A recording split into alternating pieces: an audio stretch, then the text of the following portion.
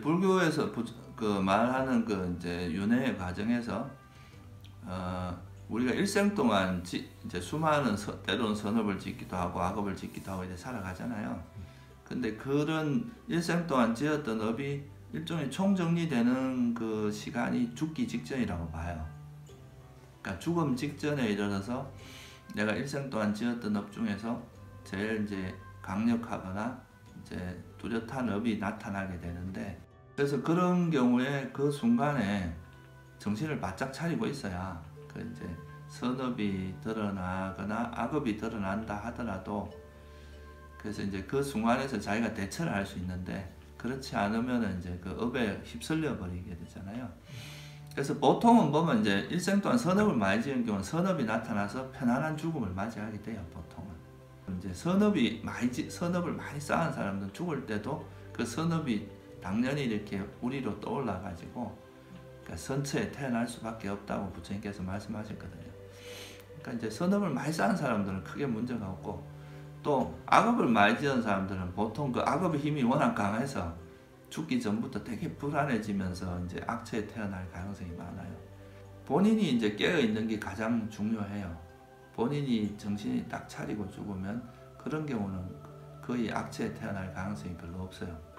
근데 보통 이제 그 평소에 악행을 많이 한 사람은 죽기 전에 정신이 혼미해지기 때문에 보통 그렇게 이제 정신을 차리기가 쉽지는 않습니다. 그래서 이게 잘 안 될 때는 이제 옆에서 좀 도와줄 수가 있는데, 그런 걸 아는 사람이, 그러니까 죽기 직전이라도 그거에 대해서 삼보에 대한 믿음을 확고히 해서 죽는다거나 이렇게 하는 거는 선처에 태어날 수 있는 되게 좋은 조건들이거든요. 죽기 전에 뭐 법보시를 한다거나 절을 짓는데 뭐 기여를 한다거나, 또 하여튼 되게 의미 있는 좋은 보시를 하고 그걸 기억하면서 죽게 되면 그게 이제 선업이 작용해서 이제 선처에 태어날 수 있는 조건도 되고요. 제일 좋은 거는 이제 이 죽음이라는 걸 지켜보면서 이제 본인들, 그러니까 이것이 이 몸이 죽는 거지, 이 몸이 그냥 몸은 죽을 수밖에 없다는 것을 이해하고 그 몸에 죽어가는 그 과정을 관찰하는 쪽으로 가면 그걸로 인해서 되게 큰 위파사나 수행이 되거든요. 그런 사람도 선처에 태어날 뿐 아니라 그런 사람 다음 생에도 수행자로서 이래 살아갈 수도 있고. 그래서 그 책에도 이야기했지만 소나 존자 같은 경우도 자기 아버지가 원래는 그 사냥꾼이었어요. 그래서 사냥을 많이 했고 살생을 많이 했을 거 아니에요. 그래서 이제 원래는 지옥으로 갈 가능성이 있었어요. 죽기 전에 이제 막 뭐 검은 개가 쫓아온다, 이게 이제 그 지옥 저승사자들이 쫓아와서 이제 지옥으로 갈 그런 상황이었는데, 그러니까 이분의 아버지가 아라한이었거든요. 그러니까 아라한이니까 그런 상황, 윤회 이런 원리를 잘 알아가지고 아버지를 그 탑에다 이렇게 모셔놓고 꽃을 공양하게 한 다음에, 내가 아버지를 위해서 이런 꽃을 공양했습니다 이렇게 하니까 그분이 이제 아라한인 자기 아들이 그렇게 했다는 걸 보고 되게 환희심이 나면서 삼보에 대한 신심이 확 넘치게 된 거죠. 그 마음으로 돌아가셔가지고 천상에 태어났다는 그런 일화가 있어요. 그래서 이제 옆에서 누가 이렇게 도와주면 그걸로 인해서 이제 선처에 태어나게 되는 이런 예가 많죠. 그래서 경전에 보면 제가자가 죽기 전에 스님을 모셔다가 법문을 듣고 죽는 경우가 있어요. 그렇게 되면 이제 죽기 전에 마음이 벌써 고요해지고 법을 생각하면서 죽으니까 이거는 당연히 선처에 태어나게 되겠죠. 그러니까 그런 식으로 죽기 전에 이제 어떻게 하느냐가 윤회에서는 훨씬 중요하다고 보는 거죠. 왜냐하면 죽기 전에 그 마음 상태가 윤회를 결정하기 때문에.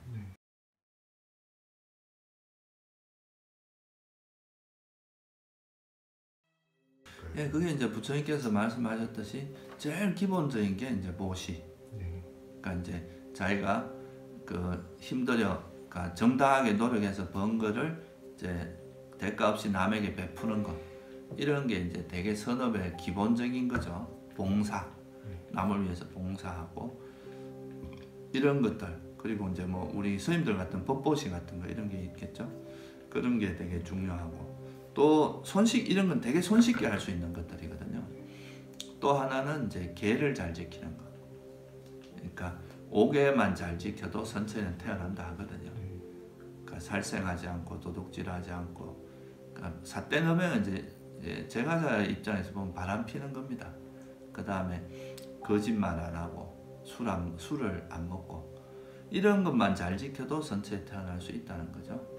그리고 이제 삼보에 대한 믿음, 삼보에 대한 믿음만 이제 굳건해도 이제 삼보에 대한 믿음이 굳건하다는 건 법에 대한 믿음도 굳건하잖아요. 그러니까 아무래도 악행을 덜 하게 됩니다. 그래서 삼보에 대한 믿음을 강하게 이제 굳건하게 하는 거, 이것도 되게 손쉽게 불자로 살 수 있는 것들이고, 여기서 이제 한 걸음 더 나아가면 이제 뭐 지혜를 닦고 삼매를 닦는 이런 직접적인 수행 있잖아요.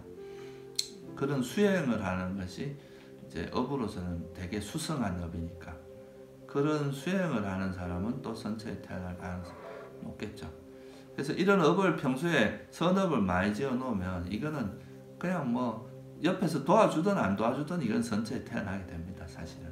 왜냐하면 이 선업의 힘이 워낙 강해서 죽기 전에도 되게 편안하게 마음이 편안하고 또 뭐 어떤 면에서는 잠자듯이 자고 일어났는데 뭔가 눈을 떠보니 선처에 이제 천상에 태어나 있다거나 이런 식으로 되게 죽음도 어렵지 않게 편안하게 맞이하게 되고, 보통 보면 막 죽을 때 되게 어렵게 죽는 사람도 있잖아요.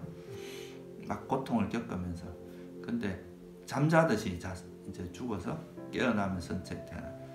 그래서 평소에 이런 이제 보시행이라든가 계를 지키는, 그다음에 오계를 지키고 그다음에 상기, 이런 아주 공덕을 쌓는 일을 많이 하는 것도 일단 우선이 돼야 되고, 또 그다가 한 걸음 더 나아가면 이제 그런 삼매나 지혜를 닦는 그런 수행, 이런 걸 꾸준히 하시는 게 이제 선처에 태어나는 제일 좋은 방법입니다.